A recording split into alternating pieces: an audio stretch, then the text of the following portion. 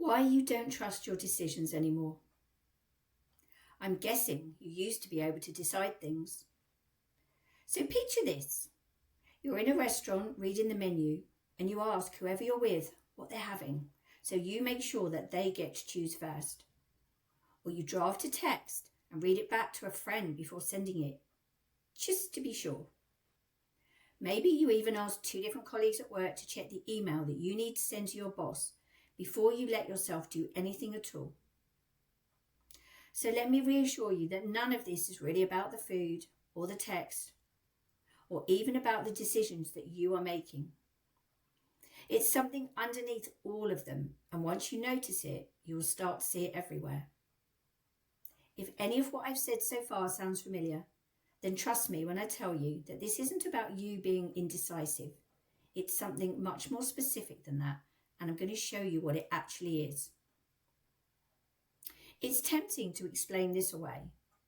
You tell yourself that you're being considerate, or that you like getting other people's input, or that you've simply always been like this. Accommodating and supportive are often words that you even use to justify your actions to yourself. But notice how it really feels underneath that explanation. It isn't curiosity about what someone else actually thinks. It's simply a quiet unwillingness to trust your own answer until someone else has confirmed it back to you first. So let me be clear, because this isn't a personality trait either. It's what's been happening to you after years of overriding your own judgment just to keep things easy. You've been agreeing, even though deep down on occasions you may clearly disagree, but you go along with the plan and you let someone else decide because it felt quicker or kinder to do at the time. Unfortunately for you, each time that happened, it taught you something quietly, that your own judgment wasn't quite trustworthy enough to act on alone.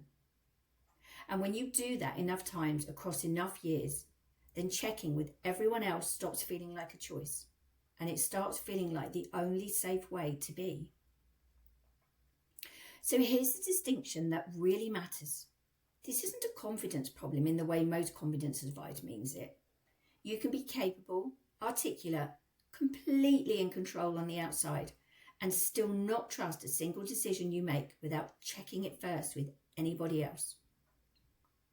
What's actually been eroding over time is your own self-trust. The quiet, unremarkable belief that your own judgment is no longer good enough to act on. And self-trust isn't a fixed trait that you either have or don't. It's closer to like a muscle. It erodes with lack of use, and specifically, it erodes every time that you override your own judgment or decision about something simply to make someone else more comfortable. But the good news for you is that you can change this.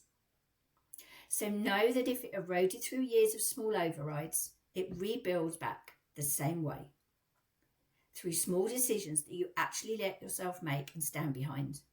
Not one dramatic leap of faith, but months of small proof going the other direction this time. So here's where we're going to start, and it's deliberately small. I want you to pick one low-stake decision this week. Perhaps what to order in a restaurant, which route to take to work, what to watch on the TV, and make it alone. Don't ask anyone else, and more importantly, don't check afterwards. So you need to resist the urge to mention it to someone just to see if they'd have agreed with what you would have done in the first place.